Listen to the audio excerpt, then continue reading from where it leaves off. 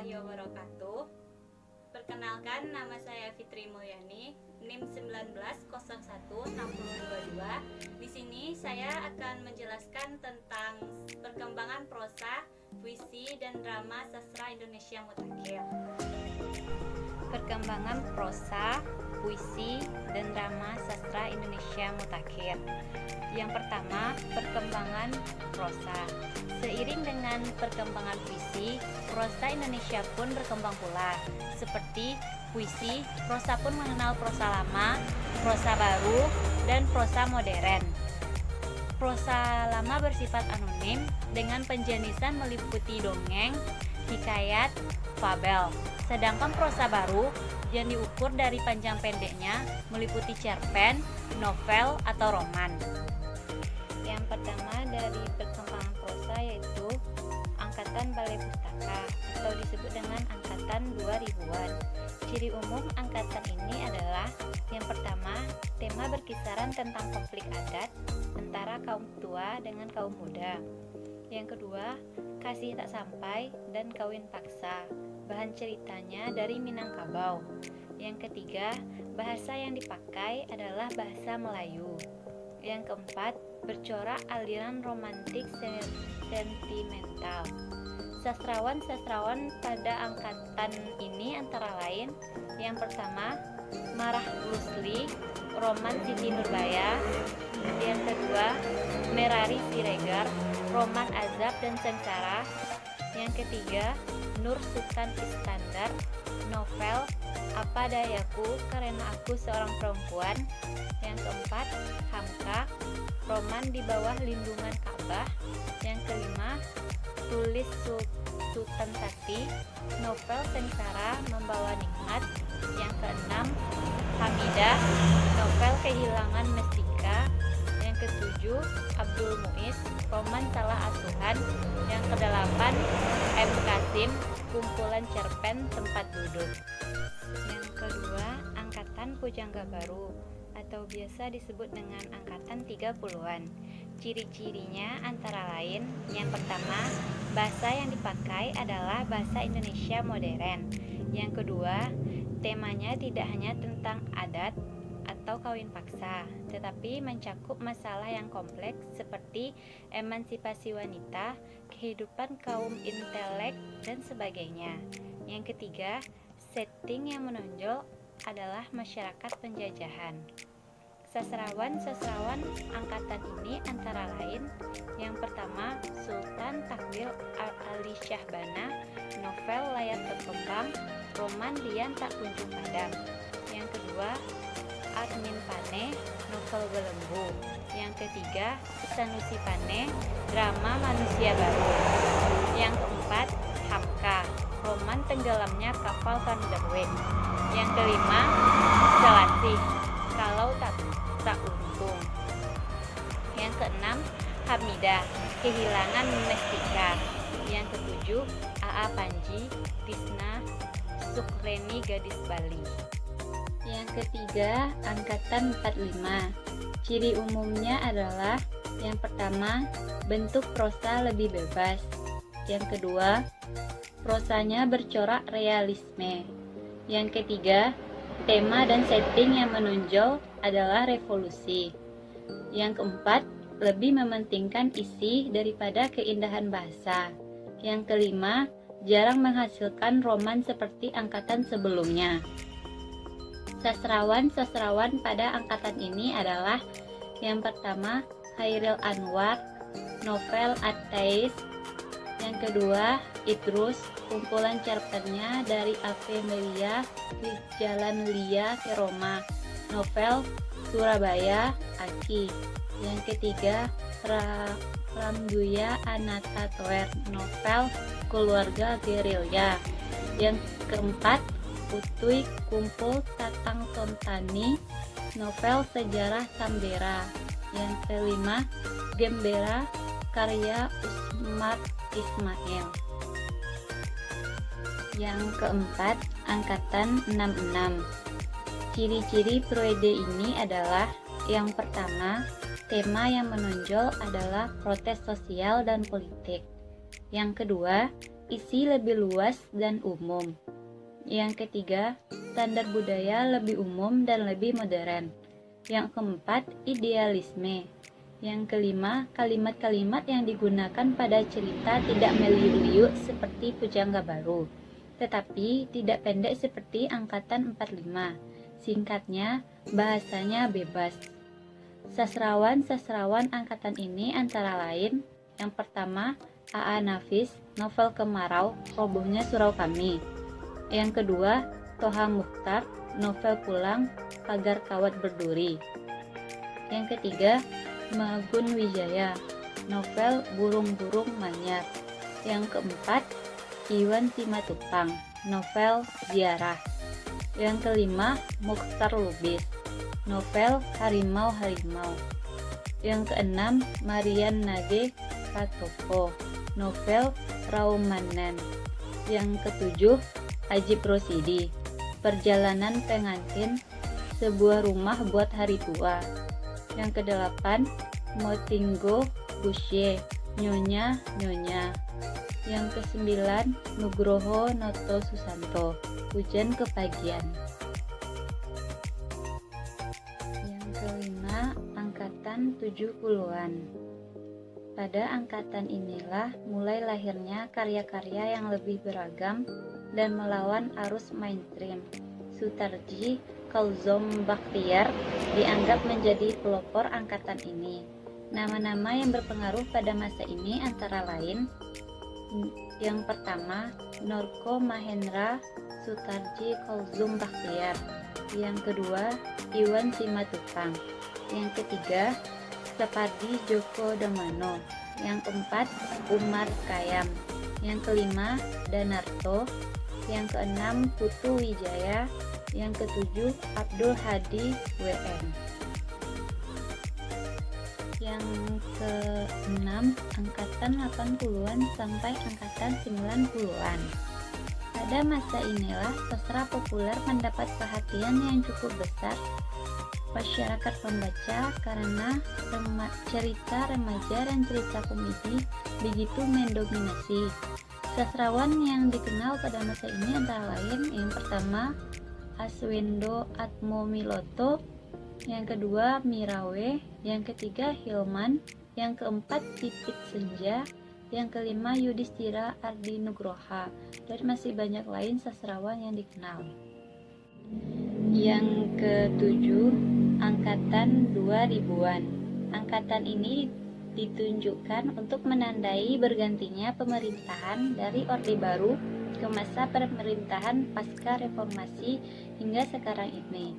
Sastrawan-sastrawan pada periode ini antara lain, yang pertama, Seno Gumira Aji Dharma, karyanya Atas Nama Malam. Yang kedua, Ayu Utami, karyanya Saman dan Larung. Yang ketiga, Raudal Tanjung Banua, karyanya Pulau Cinta di Peta Buta. Yang keempat, Habibur Rahman El-Shirazi, karyanya Ayat-Ayat Cinta. Yang kelima, Andrea Hirata, karyanya Laskar Pelangi. Yang keenam, Ahmad Faudi, karyanya Negeri Lima Menara. Perbedaan prosa lama dan prosa baru menurut Dr. J.S. Badudu adalah prosa lama yaitu yang pertama, cenderung bersifat statis sesuai dengan keadaan masyarakat lama yang mengalami perubahan secara lambat. Yang kedua, istana sentris. Yang ketiga, hampir seluruhnya berbentuk hikayat, tambo, atau dongeng. Yang keempat, dipengaruhi oleh kesusastraan Hindu dan Arab. Yang kelima, ceritanya sering bersifat anonim. Yang keenam, milik bersama. Sedangkan prosa baru, yang pertama, prosa baru bersifat dinamis. Yang kedua, masyarakatnya sentris. Yang ketiga, bentuknya roman, cerpen, novel, kisah, drama. Yang keempat, terutama dipengaruhi oleh kesusastraan barat. Yang kelima, dipengaruhi siapa pengarangnya karena dinyatakan sangat jelas. Yang keenam, tertulis. Selanjutnya, yang kedua, perkembangan puisi. Yang pertama, periode 1920 sampai 1933. Periode ini disebut juga dengan periode angkatan Balai Pustaka. Puisi-puisi pada periode ini diwariskan corak puisi lama yang mirip pantun dan syair. Hanya saja, sampiran ditiadakan untuk menjadikan puisi lebih intens. Corak puisi seperti syair tidak digunakan sebagai cerita, namun digunakan sebagai pengungkap makna yang lebih padat. Sastrawan-sastrawan yang termasuk ke dalam angkatan ini antara lain: yang pertama, Muhammad Yamin dengan karya puisinya yang berjudul Bangsa-Bangsa. Yang kedua, Rustam Effendi dengan karya puisinya yang berjudul Bunda dan Anak. Yang ketiga, Sanusi Pane dengan karya puisinya berjudul Pancaran Cinta. Yang kedua, periode 1933 sampai 1945. Periode ini disebut juga Angkatan Pujangga Baru. Dalam periode ini terjadi perkembangan yang cukup pesat bagi dunia kepenyairan. Puisi-puisi dalam periode ini berbentuk baru dengan ciri-ciri sebagai berikut. Yang pertama, bentuk dan struktur puisinya mengikuti bentuk atau struktur baru seperti soneta, distikom, tersina, dan oktav. Yang kedua, pilihan kata-katanya diwarnai dengan kata-kata indah-indah seperti dewanga, nan, kelam, mentari, nian, kendil, nirmala, beta, walam, manikam, juwita, dan sebagainya. Kiasan yang banyak digunakan adalah gaya bahasa perbandingan. Yang keempat, gaya ekspresi aliran romantik tampak dalam pengucapan perasaan, pelukisan alam yang indah, tentram damai, dan keindahan lainnya. Yang kelima, gaya puisinya polos, sangat jelas, dan lambang-lambangnya yang umum digunakan. Yang keenam, rima. Persajakan dijadikan sarana kepuitisan. Sastrawan-sastrawan yang termasuk ke dalam periode ini diantaranya: yang pertama, Amir Hamzah dengan karya puisinya berjudul Berdiri Aku. Yang kedua, J.E. Tatengkeng dengan karya puisinya yang berjudul Rindu Dendam. Yang ketiga, Sanusi Pane dengan karya puisinya berjudul Betapa Kami Tidak Akan Suka. Yang ketiga, periode 1945 sampai 1953. Periode ini disebut juga Angkatan 45. Ciri-ciri puisi periode ini adalah sebagai berikut. Yang pertama, puisinya adalah puisi bebas yang tidak terikat oleh pembagian bait, baris, dan persajakan. Yang kedua, gaya atau aliran yang banyak dianut oleh aliran ekspresionisme. Yang ketiga, diksinya mengemukakan pengalaman batin yang mendalam dan mengungkapkan intensitas arti.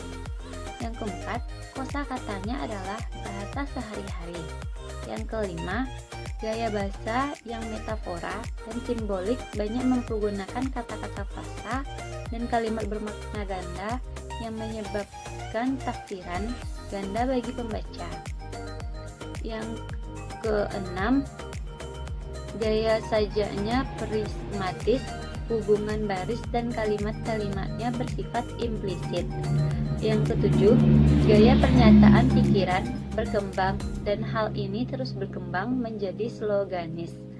Yang ke-8, gaya ironi dan sinisme banyak kita jumpai dalam puisi-puisi periode ini.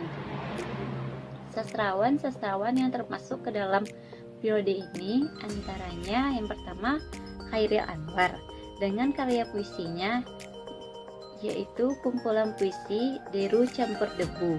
Yang kedua, Asrul Sang dengan karya puisinya yaitu Surat dari Ibu. Yang ketiga, Citor Situmorang dengan karya puisinya yaitu Bunga. Yang keempat, Muhammad Ali dengan karya puisinya Kumpulan Puisi Bintang Dingin. Yang keempat, periode 1966 sampai 1970. Periode ini disebut juga dengan Angkatan 66. Kehidupan sosial masyarakat Indonesia pada masa ini ditandai dengan adanya berbagai demonstrasi.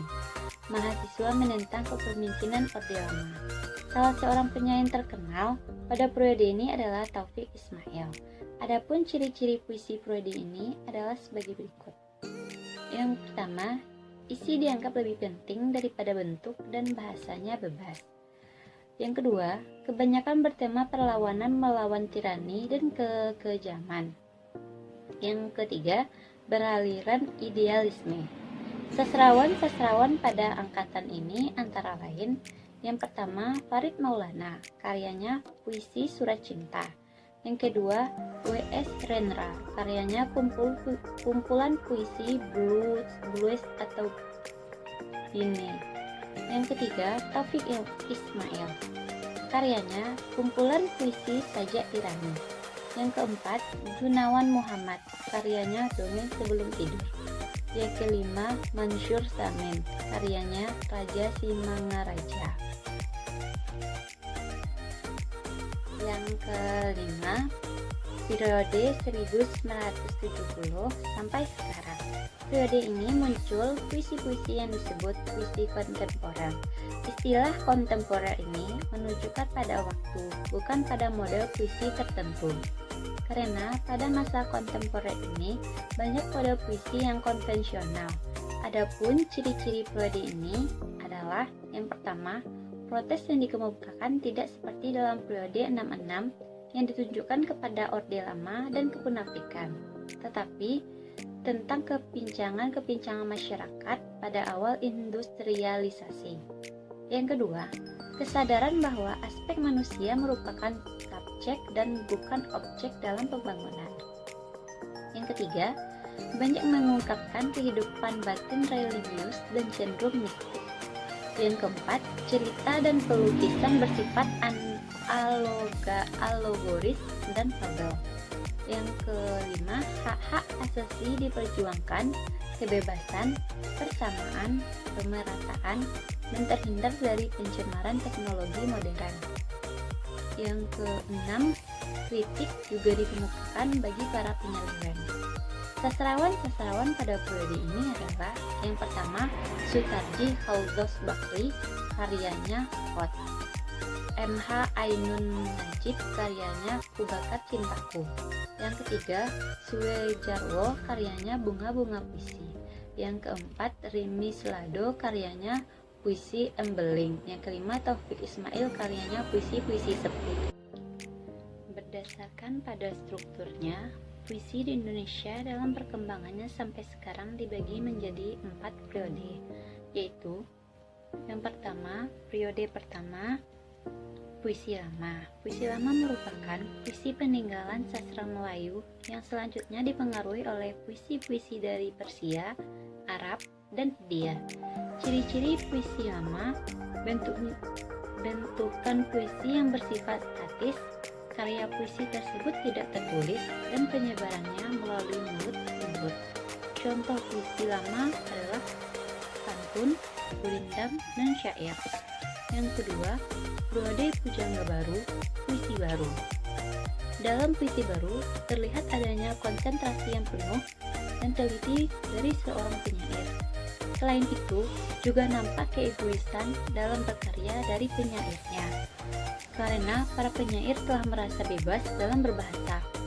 Setelah diikrarkannya Sumpah Pemuda pada tanggal 28 Oktober 1928 kepada individuan, karya dalam puisi baru tampak muncul. Contoh puisi baru yaitu Betapa Seni, karya O.R. Mandak, dan Gadesa, karya Auh Kartahadimaja. Yang ketiga, periode pelepasan, puisi modern. Kebebasan dalam mempergunakan bahasa sendiri oleh para penyair dipakai sebagai alat pengembus nafas kebencian kepada Jepang, sehingga bahasa Indonesia digunakan secara leluasa. Puisi modern mempunyai ciri khas yang tak mempunyai ikatan. Contoh puisi modern: Aku, karya Khairil Anwar; Padamu Jua, karya Amir Hamzah; dan Bala Lelaki yang Leka, karya W.S. Rendra. Yang keempat yaitu periode revolusi sampai sekarang, puisi kontemporer. Kehadiran puisi kontemporer merupakan perkembangan puisi di Indonesia. Tahapan dari karya puisi kontemporer tidak hanya mementingkan pribadi si penyair, tapi tokoh puisi kontemporer adalah Sutarji Kalzum Bakri, Darmanto Jatman, Taufik Ismail, dan Rendra dalam kumpulannya yang sangat terkenal, Blues untuk Bonnie. Contoh puisi kontemporer yaitu Malam Sebelum Badai, karya Taufik Ismail. Yang selanjutnya yang C, perkembangan drama. Sejarah perkembangan drama di Indonesia dibilang menjadi sejarah perkembangan penulisan drama dan sejarah perkembangan teater di Indonesia. Sejarah perkembangan penulisan drama meliputi: yang pertama, periode drama Melayu rendah. Penulisan lakon dinormasi oleh pengarang drama Belanda, Peranakan, dan Tionghoa Peranakan. Yang kedua, periode drama Pujangga Baru. Lahirlah Bebe Batari, karya Rustem Effendi, sebagai lakon simbolis yang pertama kali ditulis oleh pengarang Indonesia. Yang ketiga, periode drama zaman Jepang. Setiap pementasan drama harus disertai naskah lengkap untuk disensor terlebih dahulu sebelum dipentaskan. Dengan adanya sensor ini, di satu pihak dapat menghambat kreativitas, tapi di pihak lain justru memacu munculnya naskah drama. Yang keempat, periode drama sesudah kemerdekaan. Naskah-naskah drama yang dihasilkan sudah lebih baik dengan menggunakan bahasa Indonesia yang sudah meninggalkan gaya Pujangga Baru. Pada saat itu, penulis drama yang produktif dan berkualitas baik adalah Utwi Tatang Santoni, Mentinggo Boisie, dan Rendra. Yang kelima, periode drama Mutakhir. Peran tim dan DKJ menjadi sangat menonjol. Terjadi pembaharuan dalam struktur drama. Pada umumnya tidak memiliki cerita, anti-plot, non-linear, tokoh-tokohnya tidak jelas identitasnya, dan bersifat non-tematis. Penulis-penulis drama yang terkenal antara lain Rendra, Arifin C. Nur, Putu Wijaya, dan Rian Tiarno. Perkembangan teater di Indonesia dibagi ke dalam: yang pertama, masa perintisan teater modern, diawali dengan munculnya komedi Samuel. Yang kedua, masa kebangkitan teater modern, muncul teater Dardanelle yang terpengaruh oleh Barat. Yang ketiga, masa perkembangan teater modern, ditenggarai dengan hadirnya sandiwara maya, dan setelah kemerdekaan ditandai dengan lahirnya Adni dan Asrafi. Yang keempat, masa teater mutakhir, ditandai dengan berkiprahnya 8 nama besar teater yang mendominasi zaman emas pertama dan kedua, yaitu Bengkel Teater, Teater Kecil, Teater Populer, Studio Klub Teater Bandung, Teater Mandiri, Teater Prima, Teater Kerja, dan Teater Lembaga.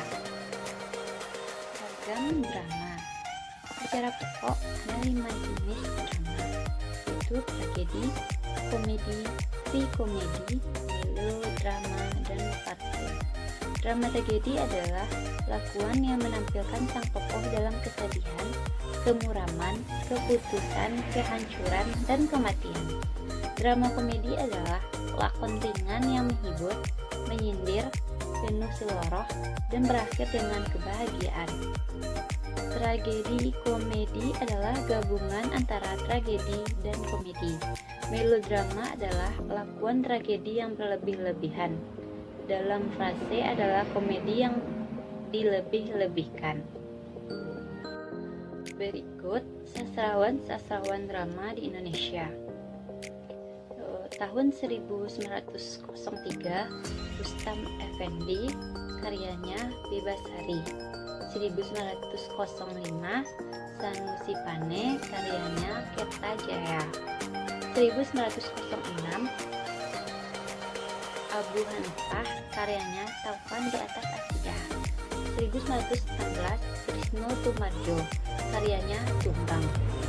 1918, Jaya Kusuma, karyanya Rama Bergawa. 1920, Utwi Tata Kertani, karyanya Bunga Rumah Makan. 1921, Usmar Ismail, karyanya Leburan Kenangan. 1926, Asrul Sani, karyanya Mahkamah. 1928, Muhammad Diponegoro, karyanya Iblis Bunga Besar. Tahun 1934, Misbah Yusabiram, Domba-Domba. 1935, Di Sularto, Revolusi. 1937, Rahman AG, Membenci Matahari. 1938, Ontigo Bushe, Malam Jahanam. 1938, Haji Rosidi, Neshito. Dan masih banyak lagi yang lainnya karya-karya drama pada tahun selanjutnya.